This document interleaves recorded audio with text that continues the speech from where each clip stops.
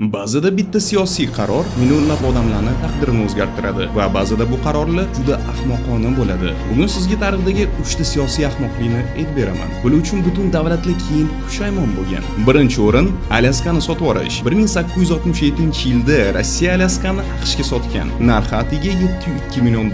Bugungi pulda bu taxminan $150 million dan ko'proq. Lekin keyin nima bo'ldi? Alyaskadan oltin topildi, neft topildi, gaz topildi. Bugun bu hudud strategik va iqtisodiy jihatdan juda muhim. Ba'zi hisoblarga ko'ra, resurs qiymati $1 trillion teng. Ya'ni bir payt foydasiz deb sotilgan yer keyin xazinaga aylangan. Ikkinchi o'rin Gitlerning ikkita frontda urush ochishi. 1941-yilda Germaniya allaqachon Yevropani katta qismini egallagan bo'lgan. Lekin Gitler bitta katta xato qiladi. U Sovet ittifoqiga ham hujum boshlaydi. Ya'ni Germaniya bir vaqtning o'zida G'arbda Britaniya bilan, Sharqda bo'lsa SSR bilan urush boshlaydi. Millionlab askarlar, minglab tanklar va hamma bor resurslar ikkiga bo'linadi. Qish, masofa va qarshilik urush taqdirini o'zgartiradi. Ko'p tarixchilar aynan shu qarorni eng katta strategik xatolardan biri deydi. Uchinchi o'rin Fransiyaning Panama loyihasi. 1881-yilda Fransiya Panama kanalini qurishni boshlaydi. Reja ikkita okeanni ulash.